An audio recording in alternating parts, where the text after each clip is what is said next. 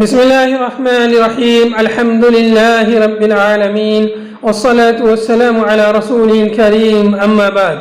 مشاہدین اکرام، السلام علیکم ورحمۃ اللہ وبرکاتہ۔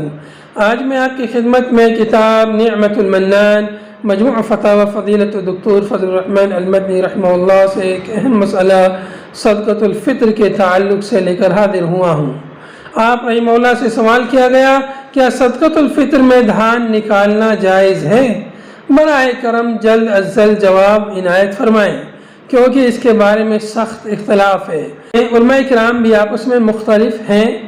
اس سوال کے جواب میں آپ رحمہ اللہ نے فرمایا، صدقۃ الفطر میں دھان کے بجائے چاول نکالنا چاہیے، کیونکہ اللہ تعالیٰ کا ارشاد ہے، یا ایھا الذین آمنوا انفقوا من طیبات ما کسبتم، اے مومنو اپنی پاکیزہ اور عمدہ کمائی میں سے خرچ کرو، اور بلا شک دھان اور چاول میں چاول ہی عمدہ ہے، اور اس واسطے بھی کہ چاول کے نکالنے سے یقینی طور پر صدقۃ الفطر کی ادائیگی ہو جائے گی اور دینے والے بری الذمہ ہو جائیں گے، جبکہ دھان دینے کی صورت میں معاملہ مشکوک و مشتبہ رہے گا۔ اور رسول اللہ صلی اللہ علیہ وسلم کا فرمان ہے، دع ما یریبک الی ما لا یریبک، مشکوک چھوڑ کر غیر مشکوک کو اختیار کرو۔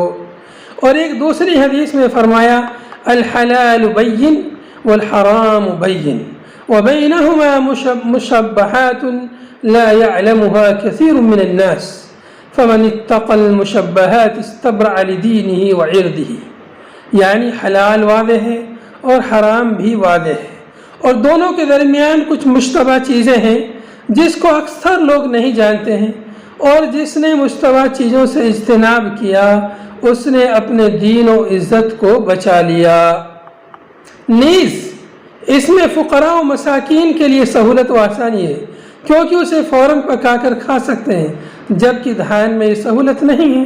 اگر دھان سے صدقۃ الفطر نکالیں تو اتنا اضافہ کر کے نکالیں کہ اس سے چاول یقینی طور سے ایک صاع نکلے۔ وآخر دعوانا ان الحمد للہ رب العالمین۔